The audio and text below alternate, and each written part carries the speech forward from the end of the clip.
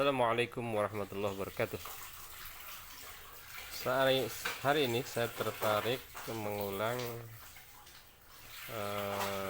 materi yang disampaikan oleh Maila Deharahim PhD PAUD FITK UIN Syarif Jakarta tentang penelitian kualitatif dan analisis teks solusi penelitian di saat pembatasan sosial COVID-19.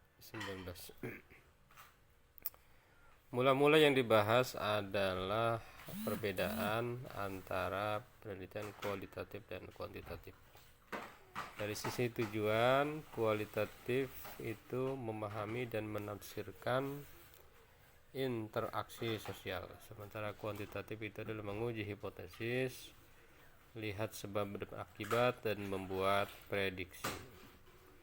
Kelompok yang diteliti di kualitatif lebih kecil, tidak dipilih secara acak, tidak memerlukan populasi, sampel dipilih dengan maksud tertentu. Purposive sampel disebut sebagai partisipan, peserta atau narasumber. Sementara kuantitatif lebih besar dan dipilih secara acak, populasi diperlukan untuk menentukan sampel tersebut disebut sebagai responden. Beda ya, kalau di kualitatif partisipan, peserta, narasumber. Kalau ini responden. Variabel mempelajari keseluruhan, bukan variabel kalau kualitatif. Kalau kuantitatif itu variabel spesifik yang dipelajari. Tipe datanya kalau kualitatif itu kata, gambar, atau objek ya. Kalau kuantitatif itu angka dan statistik. Bentuk data yang dikumpulkan kalau kualitatif tanggapan terbuka, wawancara, observasi partisipan, catatan lapangan, dan refleksi. Sementara data kuantitatif, data berdasarkan pengukuran yang tepat menggunakan instrumen pengukuran data terstruktur dan tervalidasi. Jadi di kuantitatif harus ada validasi instrumen, kalau di kualitatif tidak, karena instrumennya adalah peneliti sendiri. Cara analisis data ya dalam kualitatif itu mengidentifikasi pola, fitur, dan tema. Sementara dalam kuantitatif itu mengidentifikasi hubungan statistik. Dalam kualitatif tujuan penelitiannya adalah jelajahi, temukan, dan bangun, explore, discover, dan construct. Kalau di kuantitatif adalah gambarkan, jelaskan, prediksi. Fokus dalam penelitian kualitatif lensa sudut lebar, memeriksa luas dan dalamnya topik. Dalam kuantitatif lensa sudut sempit, uji topik yang sangat spesifik. Hasilnya dalam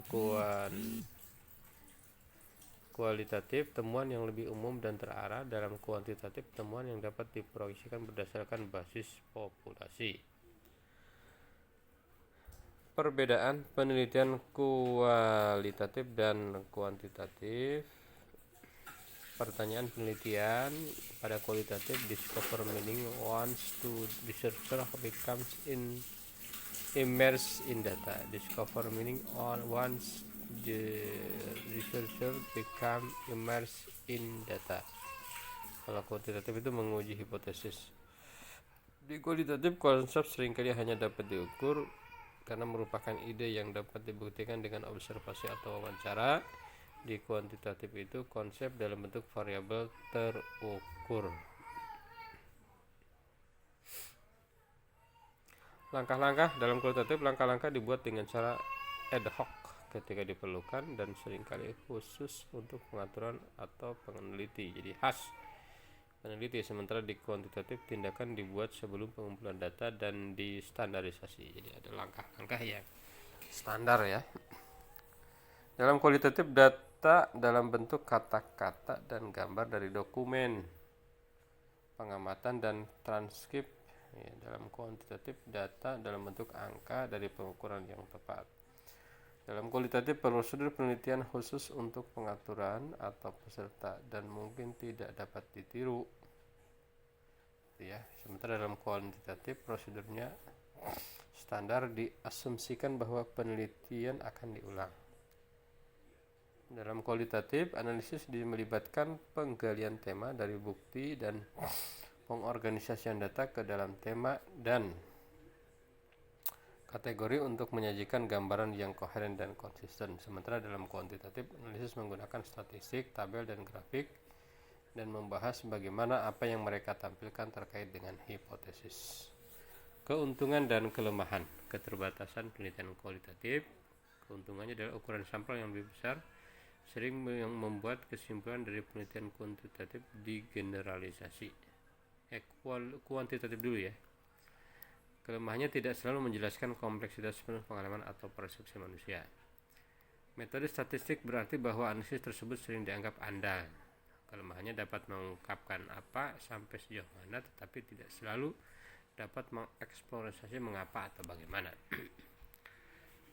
Di kuantitatif keuntungannya sesuai untuk situasi di mana perbandingan sistemis dan standar dibutuhkan. Kelemahannya dapat memberikan kesan yang salah pada homogenitas dalam sampel. Kelebihan dan keterbatasan penelitian kualitatif. Kelebihannya kaya dan memungkinkan detail mendalam.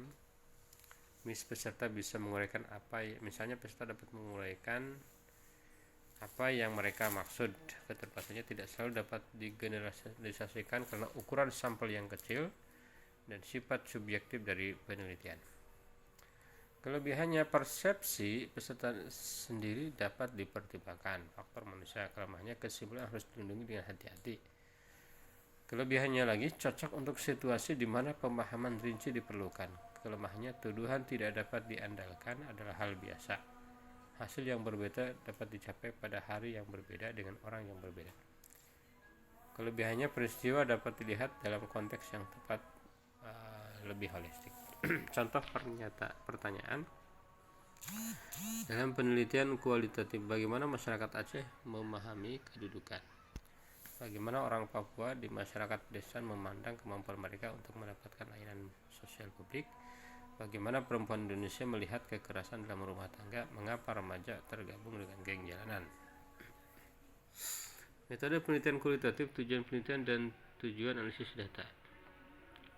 Penelitian kualitatif banyak pendekatannya. Ada pendekatan fenomenologis, ada etnografi, naratif, studi kasus, ground teori.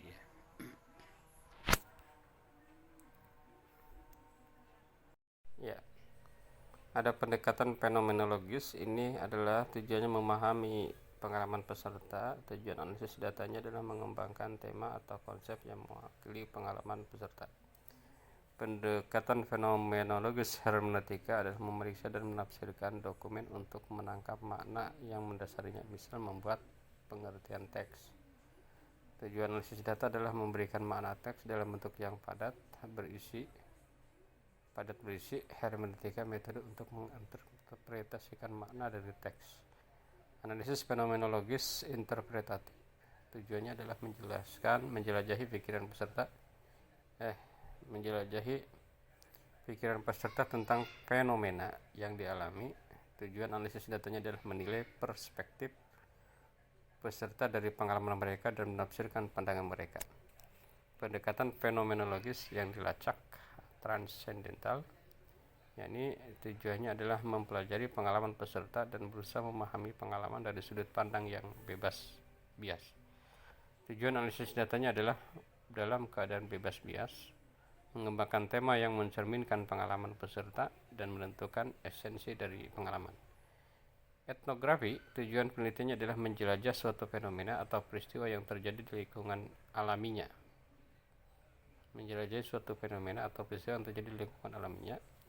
Tujuan analisis datanya adalah mengembangkan tema untuk menggambarkan atau menghasilkan teori untuk menjelaskan suatu proses, fenomena atau peristiwa yang terjadi di lingkungan alaminya. Pendekatan naratif, tujuannya adalah mengumpulkan cerita para peserta dengan tujuan menceritakan kembali narasi itu.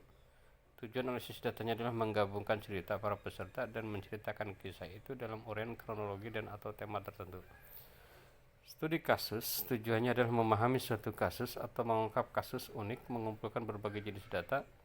Tujuan analisis datanya adalah mengembangkan tema, model, atau teori untuk menjelaskan suatu kasus, menggambarkan kasus yang unik, atau membandingkan kasus. Grounded teori, tujuannya adalah menjelaskan suatu proses, perilaku, peristiwa, atau fenomena. Tujuan analisisnya adalah mengembangkan pernyataan, model atau teori untuk menjelaskan suatu proses, perilaku, peristiwa atau fenomena. Phenomenological paradigma fenomenologi. Keyakinan dasarnya adalah paradigma fenomenologi dan paradigma positivis. Keyakinan dasar paradigma positivis itu dunia ini eksternal. Pengamat adalah independen, sains adalah bebas nilai, value free. Paradigma fenomenologi, dunia dibangun secara sosial. Pengamat adalah bagian dari itu. Sains didorong oleh nilai, value driven. Peneliti harus dalam paradigma positivis fokus pada data, mencari kausalitas, mencoba untuk mengukur fenomena, merumuskan atau mengembangkan hipotesis. Paradigma fenomenologi fokus pada makna, melihat pada totalitas, mencoba untuk memahami fenomena dan merumuskan atau mengembangkan ide.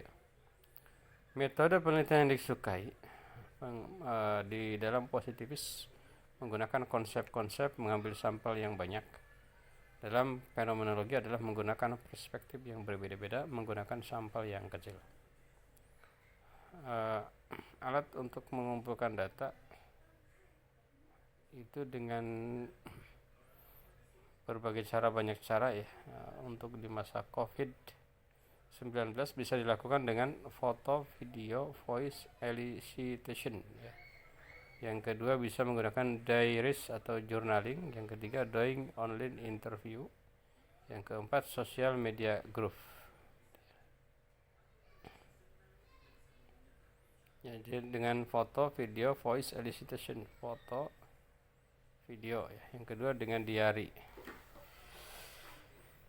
Yang ketiga using apps. Oke.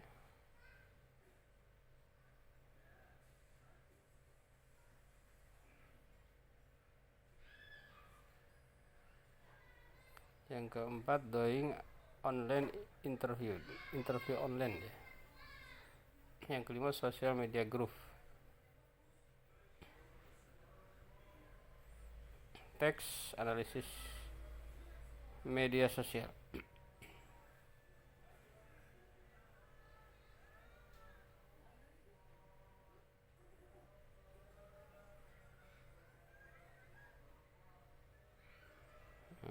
Teks analisis itu bisa berupa tadi analisis media sosial, bisa juga analisis buku. Misalnya analisis buku pada halaman kedua cukup menarik karena tidak ada kalimat penjelas di dalamnya. Namun gambar yang digunakan sangat jelas menggambarkan tentang keadaan pada saat dimana sedang terjadinya gempa. Retaknya jalan, rusaknya bangunan rumah, pohon tumbang, puing-puing berserakan. Menjelaskan bahwa dampak dari terjadinya gempa sangatlah besar dan berpengaruh bagi lingkungan dan sekitarnya. Cara menganalisis teks simbol ujaran, spoken word dan non-verbal words. Bisa menggunakan NVivo ya. Ini tapi berbayar, tadi harganya sekitar $350. Jadi analisis kualitatif pun menggunakan sistem ya. Jadi tidak asal ya. Oke. Cara menganalisis teks, simbol, ujaran, spoken word dan non-verbal word secara manual ya. Dengan cara apa? Yang pertama dengan cara yaitu making memo, kemudian coding. Jadi membuat memo lalu kemudian menggunakan coding.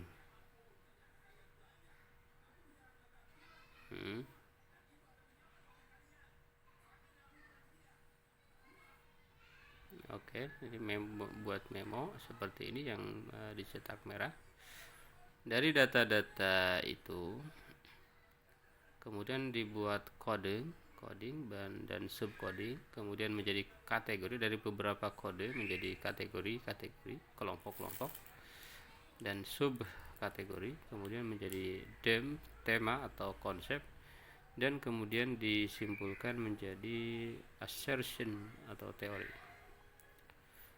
Data kemudian menjadi kode Kodenya bisa entertaining ya, magic in show, fun, exciting, engaging, technology is fun, making storytelling easier, live. Ini contoh ya, first cycle coding. Nah, dari kode itu, dari satu kode bisa menjadi satu subkode, bisa menjadi lebih dari satu subkode ya.